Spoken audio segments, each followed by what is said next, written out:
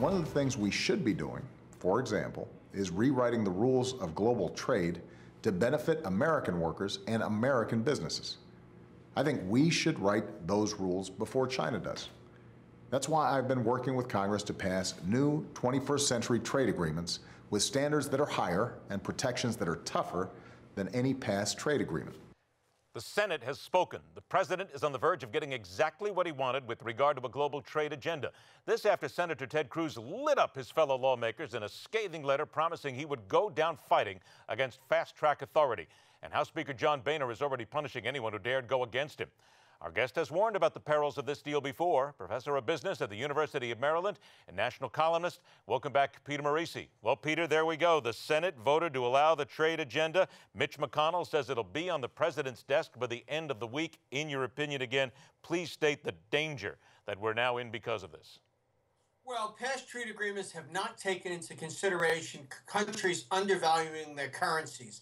And that is one of the most virulent forms of protectionism, because you can essentially impose a tariff on all U.S. imports and create a subsidy on all exports into this market by lowering your currency by 10 or 20%.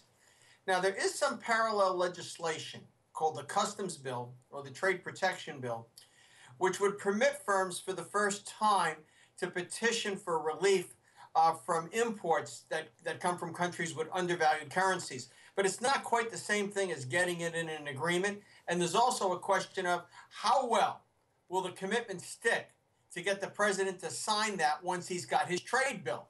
You know, we know this president is not particularly good at keeping his word.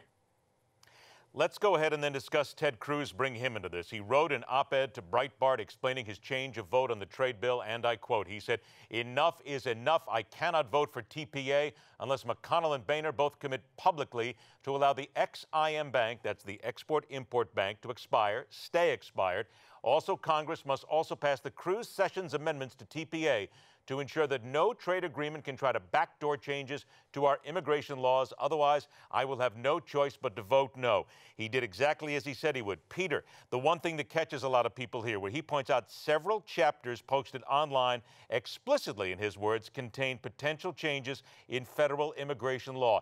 Is he correct that this could be a dangerous overreach here and the way for the president to get through his immigration ideas? I don't think so. We're not going to be using trade agreements to import low-skilled workers. A certain amount of labor mobility is necessary to make trade agreements work. For example, when U.S. financial services firms want to penetrate the Chinese market, they have to locate people there. They can't do it out of New York. The same thing with accounting firms. Any kind of service provider needs to establish a physical presence. This is the kind of demagoguery that Ted Cruz is known for, and also people on the very left, like Lori Wallach, have played this game as well. Another one is this going to undermine our environmental laws? Those kinds of problems aren't real problems. They're the kinds of things that people grasp at when they're just against trade generally, and I don't count them. I don't count myself among their numbers. You know, I wrote a book for the Council on Foreign Relations, Making Free Trade Work, with regard to the Canada agreement, and then I wrote a major work on the NAFTA. It's just a matter of getting these deals right. As for Cruz being punished, remember, he's a member of the Senate, not the House, and it is much harder to punish a senator than it is an individual member of the House. The question then comes to, and again, to your comments as well, where he said this is a corrupt backdoor deal between Republican leaders and the White House, something he had been vocally supporting earlier and now went against. Is he just doing this for political gain? And when he talks about corrupt backdoor deals, is that just the pot calling the kettle black? No, I think you have to throw Cruz in with the same pot as people like Liz Warren. They're bug-eyed ideologues who will do almost anything to get attention. And I think what this illustrates to us is that if I were a Texan, while I wouldn't necessarily vote for a liberal Democrat to get rid of him, I'd sure as heck like the opportunity to vote for someone else in a primary. I'm starting to think that Ted Cruz just doesn't belong in the Senate, never mind the White House. I got about 30 seconds left here. People will keep asking, and they've asked me, if this is such a bad deal, why did Republicans go in with the president? Well, not everybody agrees with me and some of my compatriots about currency.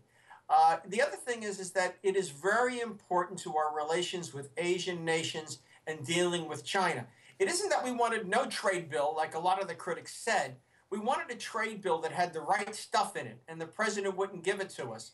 And a lot of Republicans just feel there are bigger issues involved than currency. I disagree with them, but I don't think they're nuts. I don't think they've betrayed America, and I certainly don't agree with Mr. Cruz's characterizations.